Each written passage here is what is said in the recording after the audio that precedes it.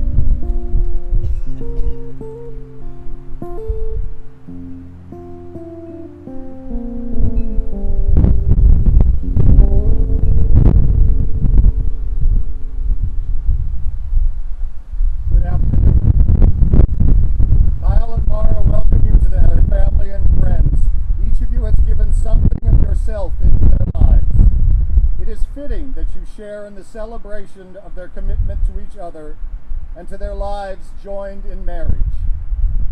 We'll now have a reading from the Book of Love. You may sit down.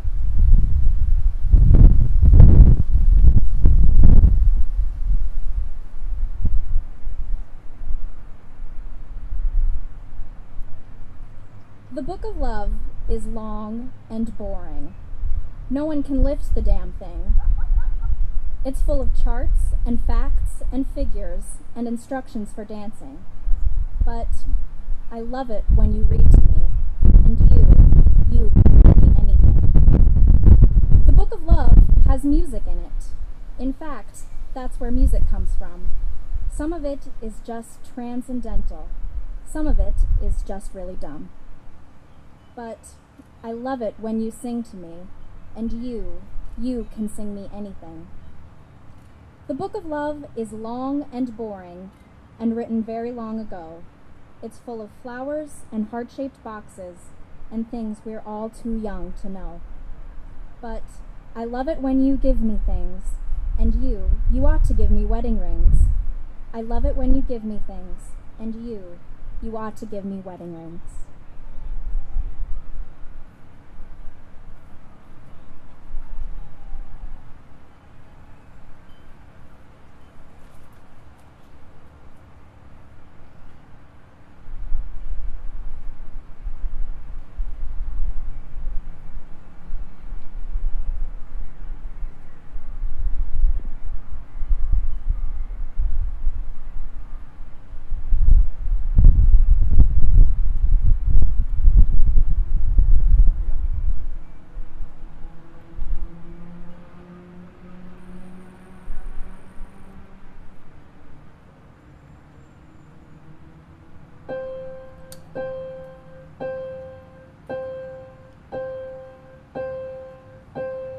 Some say love, it is a river that drowns the tender reed.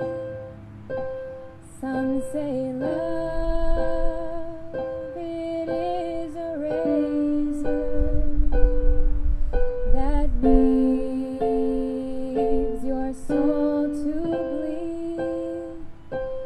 Some say love, it is a hunger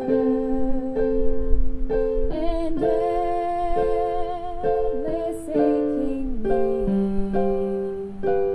I say love, it is a flower, and you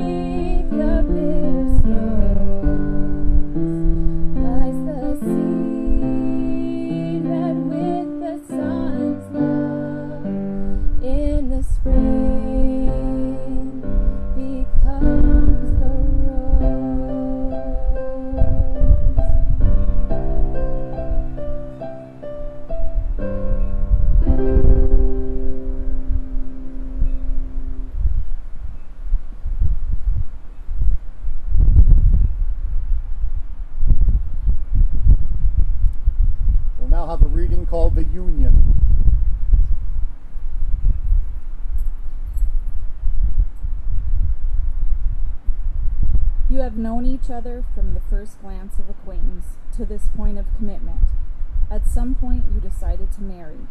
From that moment of yes to this moment of yes, indeed, you have been making commitments in an informal way. All of those conversations that were held in a car or over a meal or during long walks. All of those conversations that began with when we're married and continued with I will and you will and we will. All of those late night talks that included someday and somehow and maybe, and all those promises that are unspoken matters of the heart. All these common things and more are the real process of a wedding. The symbolic vows that you are about to make are a way of saying to one another, you know all those things that we've promised and hoped and dreamed. Well, I meant it all, every word. Look at one another and remember this moment in time. Before this moment, you have been many things to one another. Acquaintance, friend, companion, lover, dancing partner, even teacher. For you have learned much from one another these past few years. Shortly you shall say a few words that will take you across a threshold of life, and things between you will never quite be the same. For after today you shall say to the world, this is my husband, this is my wife.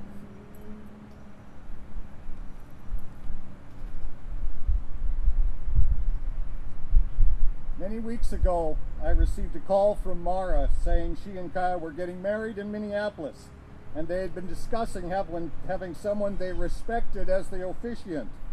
And would I do it? After the initial shock and a teared up teacher moment, I checked into things and found out there would be no problem. Went through the computer. There were a few little glitches, but we got things taken care of, and here I am. The next problem is what to talk about. I'm not trained in sermonizing, and I do not care for them in the first place. In reflecting, I thought about the hours I have spent directing Mara and Kyle in stage shows like Midsummer Night's Dream, Dracula, The Crucible, Anti-Mame, Flower Drum Song, and many more. At the end of each rehearsal, we have a time that is called notes. The director offers advice, makes changes, praises and criticizes the actor's work, and helps the actors understand and come together for a finished product. If I may, Mara and Kyle, I offer a few notes for your future. Listen to your acting partner. Many times, if things get out of sync, close listening will give you cues as to what the next action should be. Don't internalize. You may think you are emoting like mad, but if it does not show, we do not know anything is happening and we cannot read what you are trying to tell us. Do not step on each other's lines. This practice makes it difficult for us to understand, and it makes it harder for your acting partner to take cues from. It goes along with listening. Wait for the laughs.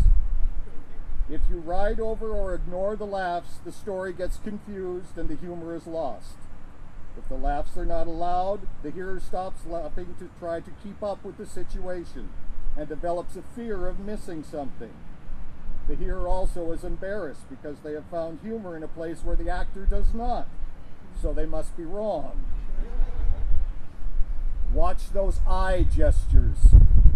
We all know you are talking about yourself when you say I. You do not need to overemphasize it by constantly pointing at yourself. A better gesture is extending the hand. It is more open and inclusive, making all involved feel more involved. It also helps to establish the we of I.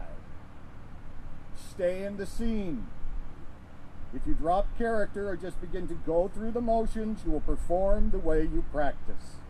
Be part of the work takes all your attention. When the mind wanders, cues are missed, lines are stepped on, doors are left open, and you start to internalize. Staying in the scene does not just go for the main actors. It is also very important to the crowd. If the crowd is not focused on the main action, it loses its power. Listen, watch, react, but all in harmony with the leads. They get the spotlight. While I am on the subject of the crowd, if it is not your prop, don't touch it.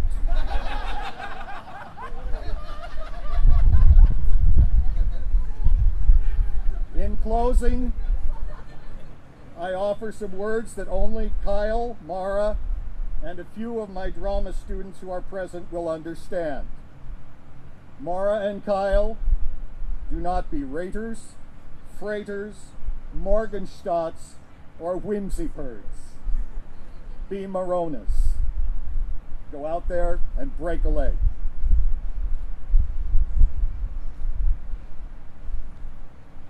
Having freely and thoughtfully chosen each other as partners for life, and in expression of your total commitment to one another, I invite you to face each other and join hands. Kyle, will you have this woman to be your wife, to live together in the promise of marriage? Will you love her in sickness and in health, and forsaking all others, to be faithful to her as long as you both shall live? I will. Mara, will you have this man to be your husband, to live together in the promise of marriage? Will you love him in sickness and in health, and forsaking all others, to be faithful to him as long as you both shall live? Two people in love do not live in isolation. Their love is a source of strength with which they may nourish not only each other, but also the world around them. And in turn, we, their community of friends and family, have responsibility to this couple. By our steadfast care, respect, and love, we can support their marriage and the new family they are creating. Will everyone please rise if you are able? Will you who are present here today surround Kyle and Mara in love, offering them the joys of your friendship and supporting them in their marriage? If so, please say, "We will." We will. Thank you. You may be seated. We come to the part of the ceremony where you're going to say your vows to one another. But before we do that, I ask you to remember that love, which is rooted in patience, trust, and acceptance, will be the foundation of an abiding and deepening relationship. No other ties are more tender. No other vows more sacred than those you now assume. If you are able to keep the vows you take here today, not because of any religious or civic law, but out of desire to love and be loved by another person fully, without limitation, then your life will have joy, and the home you establish will be a place in which you both will find the direction of your growth, your freedom, and your responsibility. Please now read the vows you have written for each other.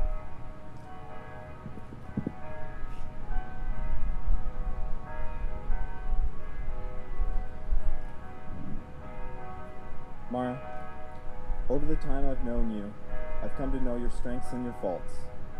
We've been through a lot and traveled and lived all over the country, and we've done it together.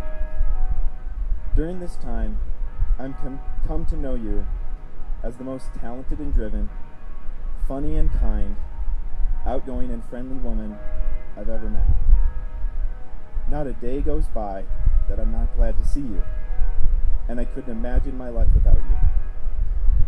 I promise to care for you when you are sick. I vow to let you cry on my shoulder when you are sad. I promise to put the seat down, if you'll forgive me when I forget. I promise I will not be possessive or controlling. I will let you live your life you wish, as long as you remember how much I need you. I promise to love, protect, and serve you with all of my remaining breaths.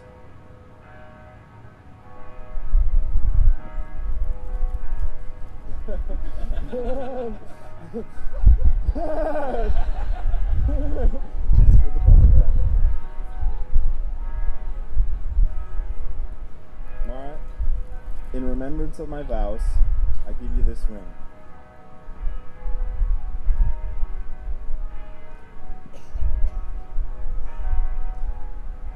As a reminder for the rest of your life of how much I love and care for you, and when we stop feeling that love, we will work it out together.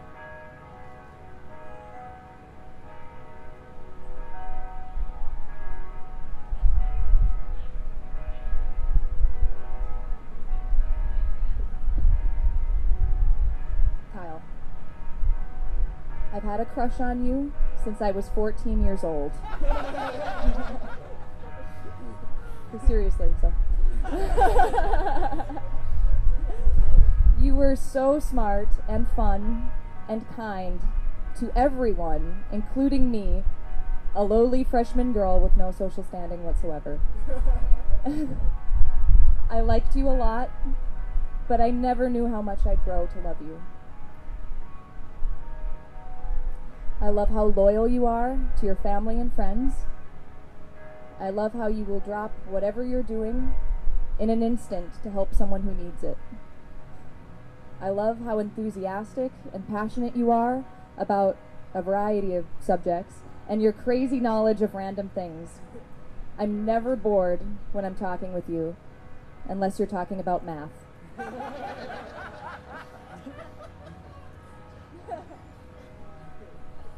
I love how excited you are to try new things and explore new places. I know that no matter where we go, it will be an adventure, and I'll be happy because I'm with you. Kyle, you are my best friend.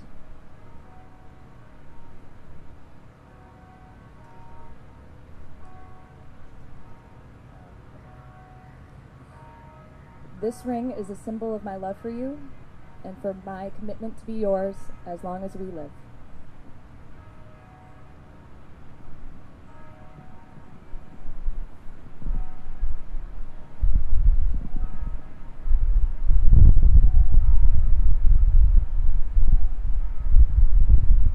We'll now have the unity ritual.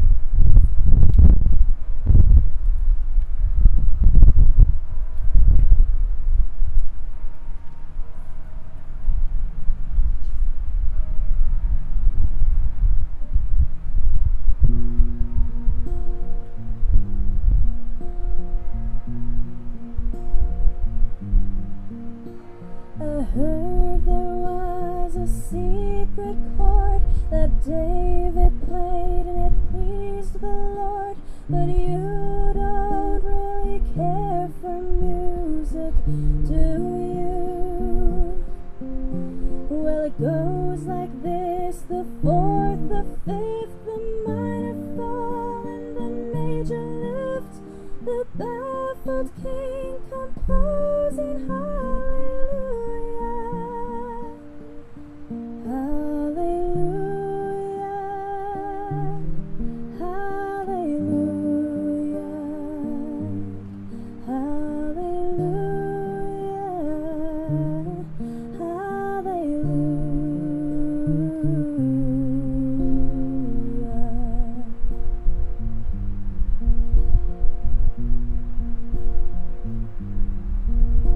Your faith was strong, but you needed proof. You saw her bathing on the roof, her beauty and the moonlight overthrew you.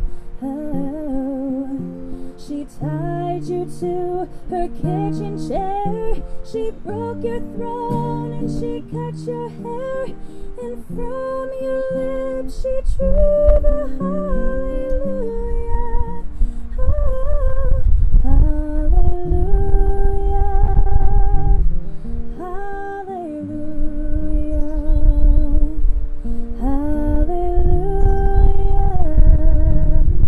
hallelujah.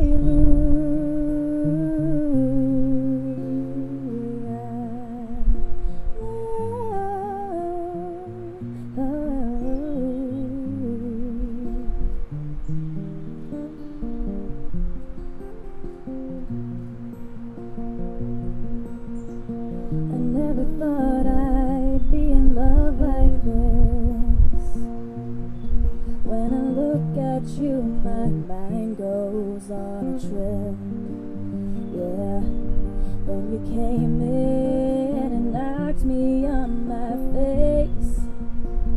Feels like I'm in a race, but I already won first place. Hey, hell no, I never thought I'd fall for you as hard as I did, as hard as I did. Yeah, you got me thinking about a life, a house, and kids. Yeah, no, every morning I look at you and I smile, 'cause boy, you came around and you knocked me down. Sometimes love comes around and it knocks you down. Just get back up when it knocks you down, knocks you down. Sometimes love comes around and it knocks you down. Just get back up when it knocks you down, knocks you down. No.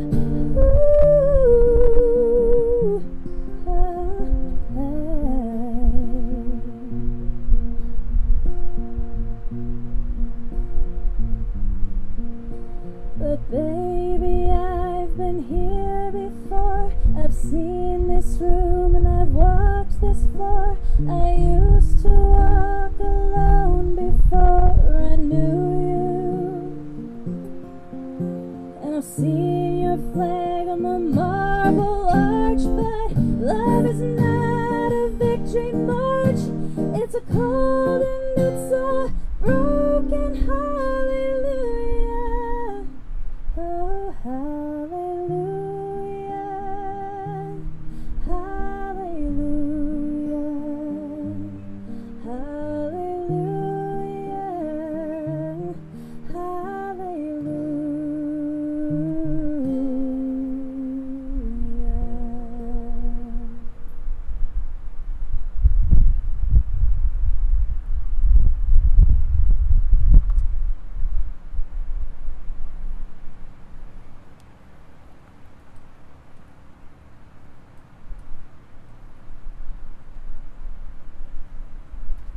Now you will feel no rain, for each of you will be sheltered for the other. Now you will feel no cold, for each of you will be warmth for the other. Now there is no loneliness for you, for each of you will be companion to the other. Now you are two persons, but there is only one life before you. Now go to your dwelling to enter into the days of your life together, and may your days be good and long upon the earth.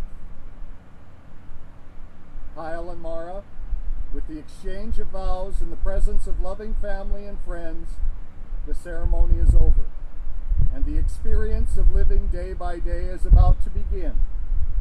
So go and meet it gladly. It is my great pleasure to present to you this newly united couple, Mara and Kyle. May we all continue to support and honor their union.